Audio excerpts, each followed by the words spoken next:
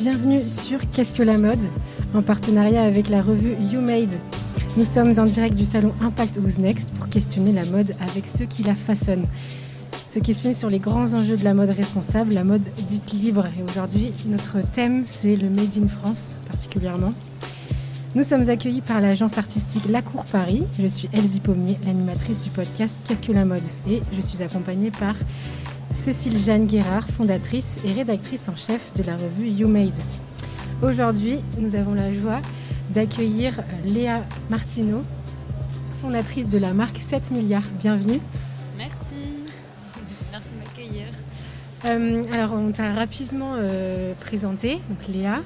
Est-ce que tu veux justement aller plus loin et dire qui tu es ? Oui, du coup, comme tu l'as annoncé, je suis Léa, du coup, créatrice de la marque de vêtements 7 milliards, qui est du coup une marque de vêtements rebelle, authentique et qui essaie d'être inclusive au maximum. Je fais du Made in France, d'où ma présence ici, et du vrai Made in France. Et voilà, de l'éco-responsabilité. Du coup, j'essaie constamment de mettre l'humain au centre de mes créations. C'est pour ça que je parle d'inclusivité, de Made in France, parce que l'humain, c'est pas que ceux qui portent mes vêtements, mais c'est aussi ceux qui les font. Et du coup, voilà, on va parler peut-être après on est tous interdépendants, que ce soit le mannequin, la couturière, la maquilleuse, maquilleur, tout le monde. Et du coup, voilà, c'est ce que j'essaie de prôner dans ma marque, puisque j'ai travaillé avant dans la mode. Enfin, j'y travaille toujours du coup, mais pour moi. Et voilà, j'ai vu des choses qui m'ont énormément déplu, que ce soit dans la presse ou dans des marques. Beaucoup d'ethnocentrisme, beaucoup de sexisme, beaucoup de racisme.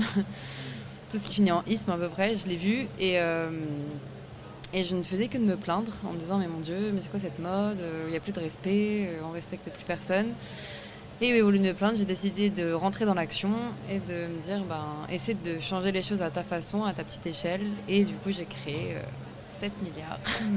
Voilà. 7 milliards en référence du coup au nombre que nous sommes sur Terre. C'est ça. Si ça n'a pas changé depuis, normalement, on n'a pas passé la barre des 8 millions, mais 8 milliards, pardon. Mais oui, c'est ça. Et vas-y.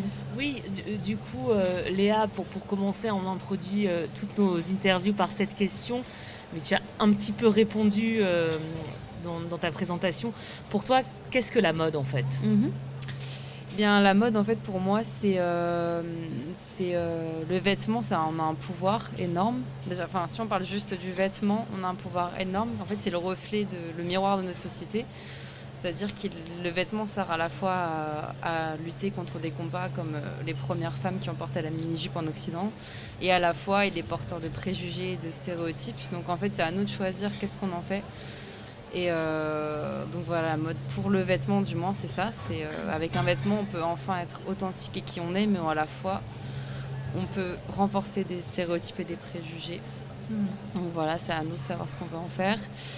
Et voilà, pour la mode, en tout cas, c'est ça qui me stimule, qui me plaît. C'est vraiment, on a un pouvoir. En fait, ce que j'aime beaucoup dire en ce moment, et ce qui est très important pour moi, c'est qu'en fait, on ne se rend pas compte du pouvoir que nous, personnes qui travaillons dans la mode, pas forcément créateurs, créatrices, mais aussi fabricants, façonniers, stylistes, modélistes, tout ça.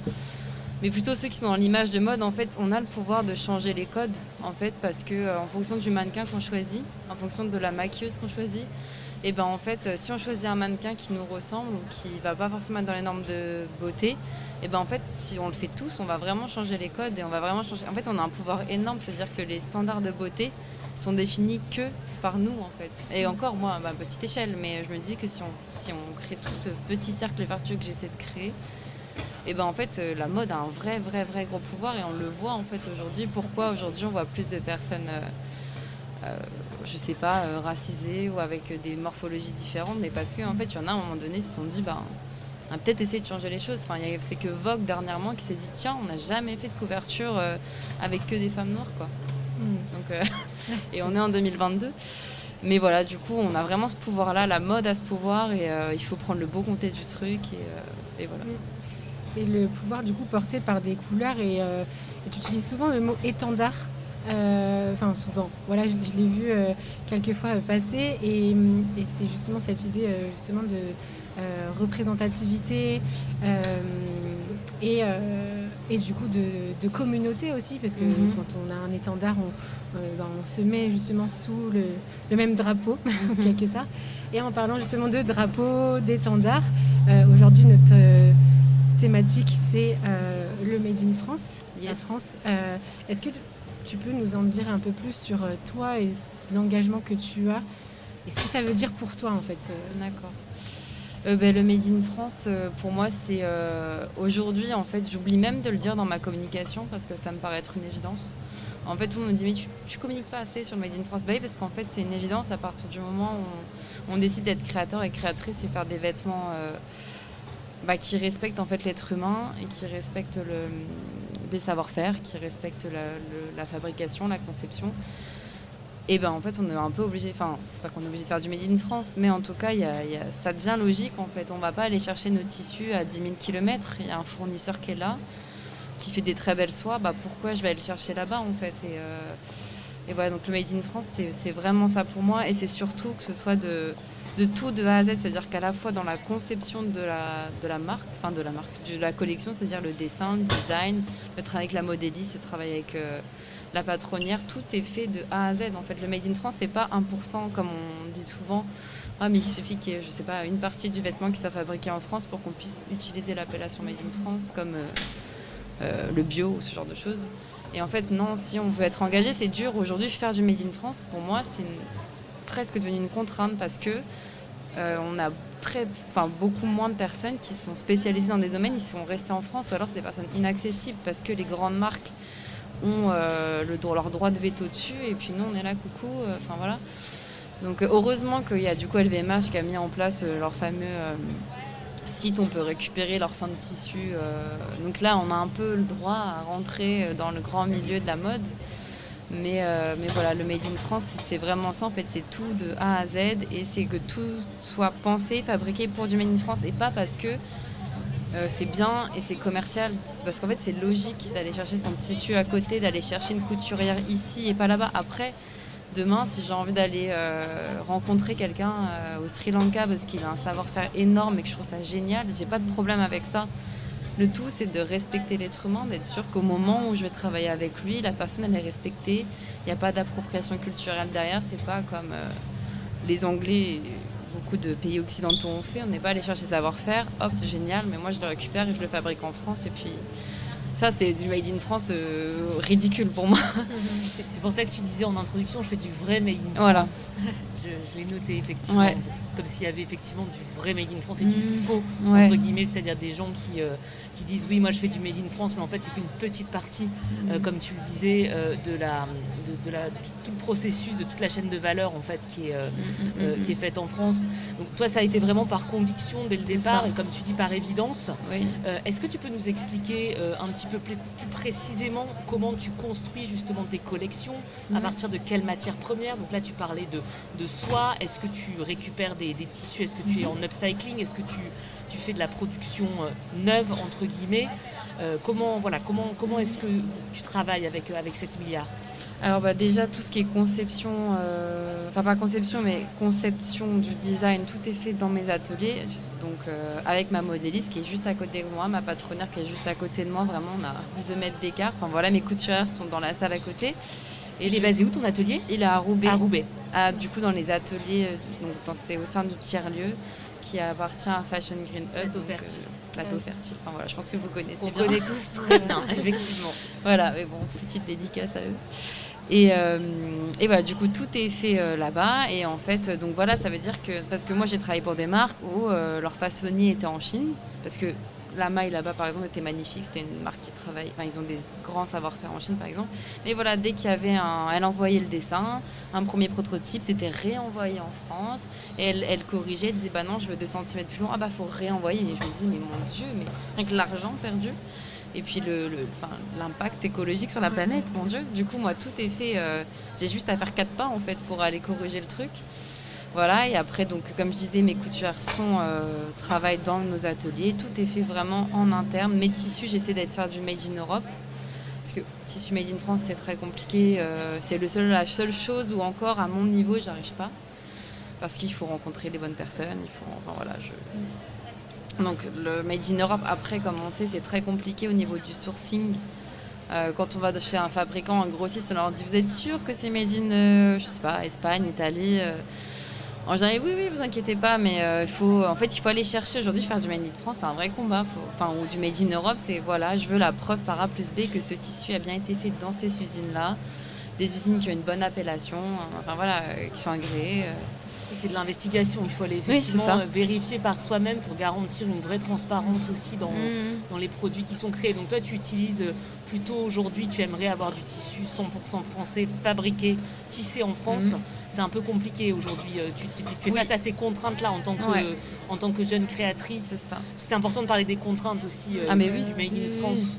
C'est des contraintes, même pour trouver des couturières. Enfin, c'est une bataille où des personnes qui ont des savoir-faire. Surtout que moi, je viens pas de la mode à la base. J'ai pas une famille ou des parents, des connaissances qui viennent de là. J'en suis très fière qu'ils viennent pas de là, mais c'est pas le problème. Et du coup, je fais pas partie de ce milieu-là. Et du coup, pour rentrer dedans, c'est encore plus compliqué. Et voilà. Et puis même, tout a un coût plus cher, comme je disais tout à l'heure. Des fois, je reçois des mails. Si tu fais ça en Syrie ou en Libye, ça va te coûter, 20 € tes 8 vestes, alors qu'en France, c'est si je fais faire par mes coutures, c'est 120 €, quoi. Mais c'est pour ça que du coup, sur mes étiquettes de griffes et sur mon site internet, il y a écrit exactement qu'est-ce que le client paye. Je suis transparente. Comme ça, en fait, ça reste accessible. C'est-à-dire, aujourd'hui, un vêtement, en fait, c'est normal que ça coûte 300 € en France. Mais parce que je respecte toutes les personnes qui font partie, en fait, de la fabrication. Je les paye au prix juste et j'ai une transparence dessus. Après, la personne fait un choix, c'est-à-dire, ok, je sais que la couturière, elle est payée 50 €, je trouve ça assez, pas assez, c'est pas super, j'achète pas. Mais au moins, moi, je sais que de mon côté, j'ai pas... je cache rien, même mes bénéfices, tout ça, je le dis. Les gens vont se dire, quoi, mais 50 € de bénéfices? Ouais, parce qu'en fait, derrière, je dois payer mon loyer, tout ce que quelqu'un qui a monté un business fait, quoi. C'est les réalités économiques. Voilà. Et c'est vrai que...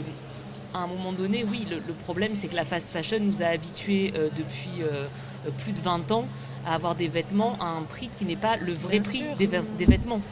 Puisque fabriquer un t-shirt, effectivement, dans des bonnes conditions, ça vaut pas le prix que c'est vendu dans toutes les enseignes de fast fashion. En fait, il faut rééduquer, mais sans culpabiliser, parce qu'effectivement, ce que Zara a fait, à la base, je pense que Zara, par exemple, ça partit de bonne intention. Il a dit, on a marre. La mode n'appartient qu'à une certaine classe, et on va démocratiser tout ça. Et enfin, quelqu'un qui a un petit budget, il va pouvoir aller en costard à un entretien. Et moi, dans l'idée, je trouve ça génial. Oui, rendre la mode accessible, mais à quel prix. Ça, le problème, c'est que du coup, on a des appris. Donc moi, je vais jamais culpabiliser quelqu'un qui va acheter chez Primark. Il va me dire, oui, mais tu veux que j'aille où? J'ai 10 € sur mon compte, j'ai besoin d'un jean, je sais qu'il va me durer. Et tout ça, c'est de l'apprentissage, mais sans culpabiliser. En fait, il faut culpabiliser les grandes marques qui disent, faites un prix juste. Il ne faut pas culpabiliser les gens qui consomment. Il faut culpabiliser les marques en leur disant, non, si tu enlevais tous ces bénéfices-là qui vont juste dans les poches de je ne sais qui, à je ne sais où, en fait, les gens peut-être se sentiraient moins... offensés, se diraient oui, c'est vrai qu'acheter un jean, en fait, peut-être que là, il va me coûter 100 balles, mais je vais le garder 10 ans. Alors que chez Primark, je vais le payer 10 €, mais je vais en racheter tous les mois. Mais du coup, je crois qu'il y a vraiment une balance à faire sur la responsabilité. Remettons les choses à leur place, quoi. Et, tu disais que chacun avait un pouvoir, que la mode c'était aussi un pouvoir. Donc se rappeler chacun justement notre responsabilité, le pouvoir qu'on a du coup, et aussi donc ces échelles-là, les grosses entreprises, rappeler le pouvoir qu'elles ont aussi pour transformer les choses, moduler aussi tout ce mécanisme. Et en fait, c'est la question de nouveau de qu'est-ce qu'on soutient, qu'est-ce que je soutiens. Et donc toi, vraiment, c'est l'être humain, quel que soit son lieu d'habitation ou où est-ce qu'il se place aussi dans tout ce système de la mode, il est à valoriser et à... Bien sûr. Ouais. Oui, c'est ça. C'est tout à fait ça, c'est prendre en compte les conditions de travail de chaque personne. Après, je comprends bien, je sais très bien que la loi française, elle est complètement différente, la loi du travail française, qu'un autre pays. Et, on ne peut pas changer les choses. Et c'est pour ça qu'il ne faut pas utiliser de sous-traitants, par exemple. Parce que c'est ça qui fait que les H&M, tout ça, se cachent derrière ça, ou LVMH, ou j'en sais rien. Ils se cachent en disant oui, mais non, on savait pas, parce qu'en fait, on a sous-traité, il y a une opacité tout. totale. Voilà. Oui, Et ben non, en fait, si tu fais faire direct et que tu envoies tes employés direct voir les conditions, là, tu sais. Donc arrêtons de sous-traiter pour payer moins cher et sois plus transparent et direct dans ton truc. Ouais. Quoi. Donc là, en fait, en tout cas, ton engagement Made in France, c'est pour justement avoir cette transparence et se dire, ok, je suis sûre et certaine que ces personnes avec qui je travaille sont dans des bonnes conditions. Et tout ça. Mais c'est en aucun cas une forme d'autosuffisance et de se dire, voilà, en huis clos, on se dit, nous, on peut tout créer ici et tout, et se fermer aux autres. Non, c'est sûr. En fait, c'est une logique. Comme je disais, c'est logique, en fait. Puis même moi, je pense que c'est peut-être un besoin de tout contrôler aussi, j'en sais rien. C'est juste de me dire, je pense que je suis un peu comme ça, mais c'est se dire, en fait, oui, là, je suis sûre que ma couturière, elle est à côté. S'il y a un problème, je suis là. Et puis elle, si elle a un problème, je suis là. Enfin, en fait, pour moi, ça me paraît juste beaucoup plus compliqué de faire 1 milliard de mails pour être sûr que machin, il a bien reçu le produit. Même sans conscience écologique ou conscience humaine, se dire, mais en fait, pourquoi tu vas t'embêter juste pour l'argent ? Alors que, non, je sais pas, ça me paraît complètement, même réutiliser, même zéro déchet, par exemple, je suis marquée éco-responsable, mais je le revendique pas. Parce que c'est logique, mes déchets, mes étiquettes de composition, je me suis dit, j'ai 1 milliard de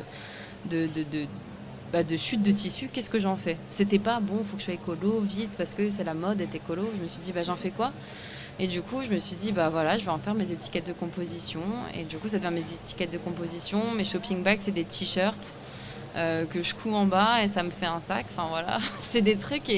Et ok, peut-être marketingement, ça fonctionne. Mais moi, au moins, je sais que voilà, je réutilise tout, mais parce qu'en fait, tout est autour de moi. Et au début, je me disais, mais est-ce que je vais vraiment faire de la mode ? Parce que vraiment, est-ce que c'est nécessaire aujourd'hui de créer des nouveaux vêtements ? En vrai, non. Enfin, je veux dire, moi, je sais que je suis pas une marque qui se positionne, t'as besoin d'un jean, va chez 7 milliards. Non, ça va être Levi's ou je ne sais quoi.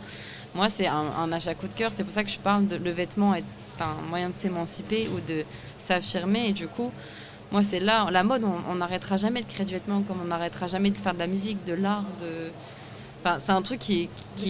Oui, c'est l'expression de soi, en fait. Et du coup, ça, c'est OK, mais le faire dans les bonnes conditions, quoi.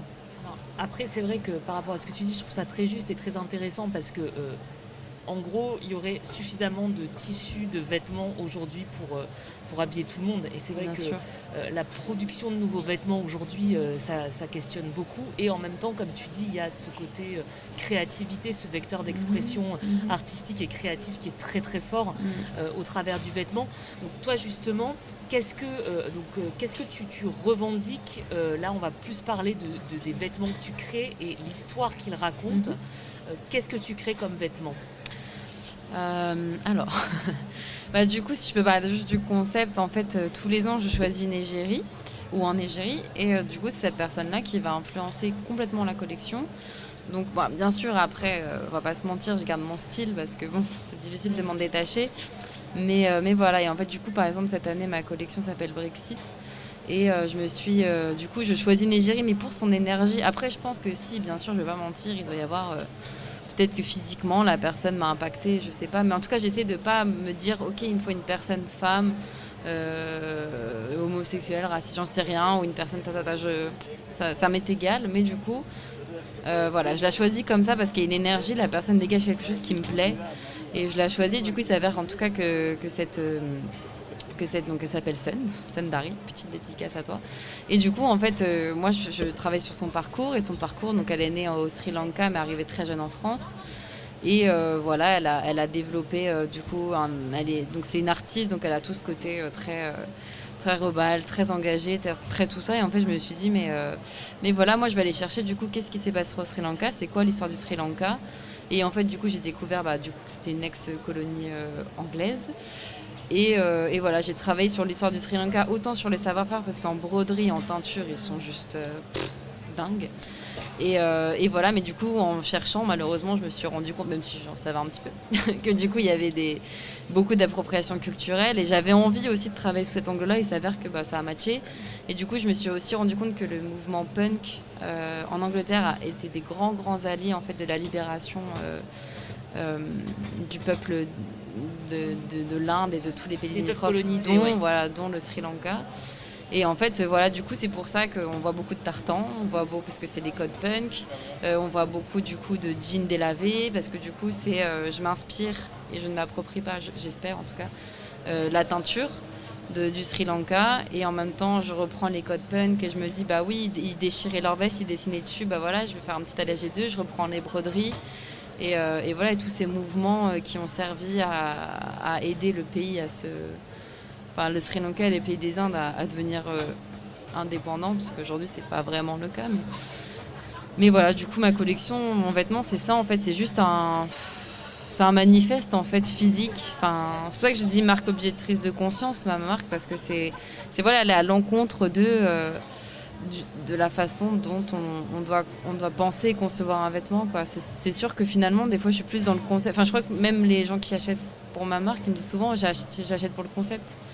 Parce qu'on a envie de porter des vêtements qui revendiquent qui on est, qui dénoncent des choses, qui voilà, en fait. Après, je reste dans un grand savoir-faire et tout ça. Je suis très à cheval là-dessus, Et qui en plus de ça valorise du coup des savoir-faire. Je voudrais revenir aussi sur cet aspect. Tu disais, j'espère que je fais pas de l'appropriation culturelle, mais en fait, quand tu parlais déjà de ta façon d'aborder le Made in France. Il y a des personnes qui font de l'appropriation culturelle française. Par exemple, quand on se dit je fais du Made in France, mais je fais pas du vrai Made in France. Il y a des personnes, du coup, ils jouent avec cette culture le savoir-faire français, ça donne une bonne image et tout ça. Toi, justement, tu dis non, je fais du vrai Made in France. Et les savoir-faire que tu découvres, redécouvres, révèles, en fait, il y a ce respect, ce vrai respect. Donc, on est loin de l'intention d'appropriation culturelle, c'est justement de valoriser, d'aller à la rencontre, d'écouter. Oui. Là, c'est basé sur un témoignage, par exemple. Oui, après, la question, elle a été compliquée, de l'appropriation culturelle, parce que on la découvre, et puis du coup, au début, je me disais, mais tout est appropriation culturelle, et puis après, j'y réfléchis, c'est selon l'histoire du pays dans lequel tu es, en fonction de la France, vu qu'on a un pays c'est des rapports de dominant-dominé, en fait. Donc, en fait, bien sûr que, par exemple, un Sri Lankais qui va choper les savoirs en Inde, est-ce qu'on va parler d'appropriation culturelle ? Je sais pas, j'en sais rien, je ne pense pas, parce que du coup, il n'y a pas de rapport dominant-dominé, ou alors j'en sais rien, peut-être je dis des bêtises. Mais voilà, toute la question, elle est là-dessus. Et voilà, par exemple, à un moment donné, je voulais acheter, j'étais en contact avec une usine de fabrication artisanale de teinture au Sri Lanka, qui faisait des batiks. Et la question s'est posée, on m'a dit, mais dis donc, t'as pas l'impression que c'est un peu l'appropriation culturelle ? Et du coup, en allant chercher, en fait, l'appropriation culturelle, c'est aussi, par exemple, je vais aller acheter des tissus là-bas, je les paye au prix dont ils me disent, je sais pas, 10 € la coupe. Mais en fait, c'est vu que je suis une marque occidentale française, donc moi, je vais avoir plus de notoriété et plus d'impact par ma condition et mon pays et tout ça, qu'une marque par exemple sri-lankaise qui reprend exactement les mêmes tissus, qui fait aussi des coupes et tout ça, en fait là on peut se poser la question de l'appropriation culturelle. En fait, du fait de mes privilèges, des privilèges de ma marque, en fait ou alors il aurait fallu que je fasse une collaboration. En fait, je me suis dit dans ces cas-là, pour qu'on soit au même niveau d'impact et du coup de richesse, en fait, il faudrait que je mette autant à l'honneur ce créateur de tissu que ma marque. En fait, et là, collaboration. C'est pour ça que maintenant les marques, elles font plus des collaborations et non je prends un tissu, je le mets dans ma marque et en fait, je sais très bien que parce que c'est, je vais pas citer des grandes marques, parce que c'est un tel, du coup, ça va beaucoup mieux marcher. Alors que si la même marque exactement fait la même collaboration, utilise le même tissu, mais c'est une marque sri-lankaise, en fait, elle va vendre beaucoup moins. Parce qu'en fait, le marché, il est aux Occidentaux. Et effectivement, nous, au sein de la revue Made, on a pas mal réfléchi à cette question de l'appropriation culturelle. Et en fait, il y a quelque chose d'assez simple qui ressort. Et justement, c'est là qu'on voit que tu n'en fais pas. Parce qu'à partir du moment où tu dis « j'espère que ce n'est pas », c'est que tu as conscience et que tu cites aussi ces inspirations, ces références. Et en fait, un des premiers éléments de l'appropriation culturelle, c'est le vol, en fait, sans citer. Donc par exemple, c'est dire une marque va prendre, comme tu disais, des batiks sri-lankais, mais ne va pas du tout dire que c'est des tissus qui sont fabriqués au Sri Lanka, que justement ces tissus-là portent ce savoir-faire immatériel, donc ce patrimoine immatériel qu'est donc la confection du batik, à partir du moment où tu le cites, où tu cites tes sources d'inspiration, etc., c'est plus de l'appropriation culturelle, c'est une hybridation vertueuse. Oui. Et à un moment donné, tu participes aussi à un enrichissement, tu participes aussi à la valorisation de ces savoir-faire. Oui, parce que du coup, il n'y a plus de rapport dominant-dominé. Et puis, l'idée, c'est de répartir les richesses. C'est-à-dire que si moi, je gagne autant en travaillant sur le Sri Lanka, parce que c'est... les gens vont aimer un peu tout ce qui est pays sri-lankais, parce que voilà, ils se sentent... Enfin, j'en sais rien. Enfin, en tout cas, ça convient à ma cible clientèle. Bah, l'idée, c'est que la personne avec qui je travaille, elle est soit autant médiatisée que moi. Enfin voilà, en fait l'idée c'est pas que dans reconnaître aussi leur savoir-faire, c'est aussi dire bah voilà, il y a ça maintenant, il faut aussi que d'autres marques se disent bah voilà, on va valoriser aussi je sais pas, cette entreprise-là, il faut qu'elle grandisse, elle va grossir et au sein même de son pays, pas grâce à la France, pas grâce, c'est vraiment c'est pour ça que je dis c'est vraiment un rapport d'égalité en fait Et du coup, de mettre en valeur toutes ces cultures. Donc là, on a commencé avec le savoir-faire, les compétences techniques françaises, du Made in France. Et puis là, on arrive dans les inspirations. C'est d'autres cultures qui t'inspirent et tout ça. Et donc, l'idée, c'est de savoir valoriser, savoir jouer, savoir s'inspirer des uns des autres, mais tout en s'enrichissant les uns les autres. Et du coup, ça fait du bien en tout cas d'entendre des créateurs qui sont dans cette démarche. Et dans cette démarche pas si simple, comme je le rappelle, c'est des contraintes, on en a parlé, c'est un vrai choix. Donc merci pour ce témoignage. Moi j'avais juste une dernière petite question avant qu'on conclue. Du coup, est-ce que tu as déjà tes collections sur la base d'un ou une égérie que tu choisis, c'est à quelle périodicité? Est-ce que tu fais 2 collections par an? Est-ce que tu n'en fais qu'une? Puisque effectivement on voit bien que dans tous les nouveaux modèles de mode et de jeune création, l'idée d'avoir 2 saisons par an, c'est énorme. Ça, c'est aussi en train d'être repensé. Toi, comment tu te positionnes par rapport à ça? Et pour en venir à la question finale que je voulais poser, est-ce que tu as déjà l'idée de ta prochaine collection ou pas encore? Parce qu'une collection, ça peut vivre plus de 6 mois. Moi, j'en suis convaincue. Voilà. Alors, j'essaie d'en faire une tous les ans.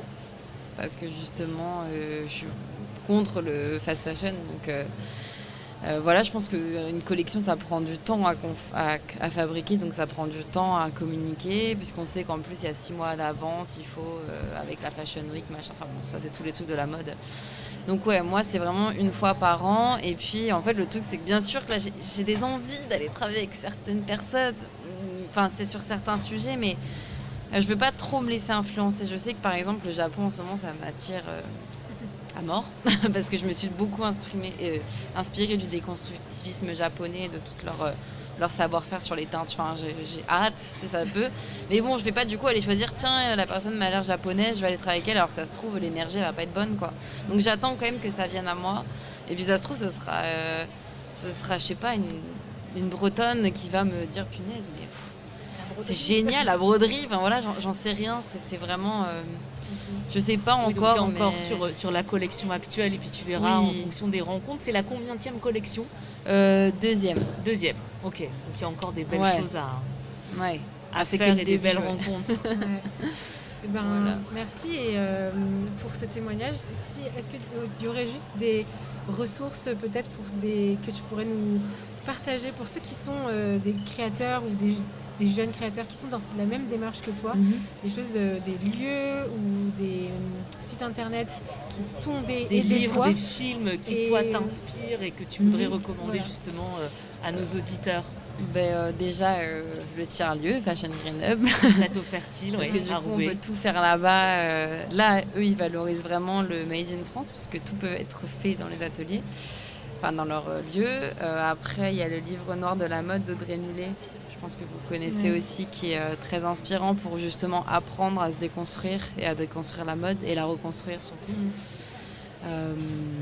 Après il y a un philosophe, le petit livre s'appelle La philosophie de la mode, qui est, j'ai oublié le nom. Georges Simmel. Georges Simmel, qui a été écrit en 1915, c'est Ah ça bon, là c'est un italien, mais du coup c'est Puccino, je crois. Ah, ok.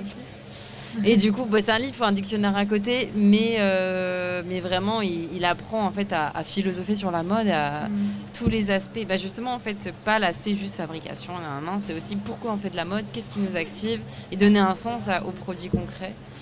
Et après, les films, c'est déjà pas mal. Ouais, c'est déjà pas mal. Aller rencontrer les gens. Ouais, surtout respecter les personnes avec qui on travaille, se respecter soi et les autres. Ouais. Les modèles aussi, beaucoup. En tout cas, tu as cité 2 références, donc Plateau Fertile et le Livre noir de la mode, qui sont dans le 3e numéro d'Hubmade. Ouais. Donc voilà, c'est bien de voir que ça converge. Les auditeurs connaissent aussi. Convergent. Ouais. Merci beaucoup. Merci à vous. Merci beaucoup Léa. À très bientôt. À bientôt.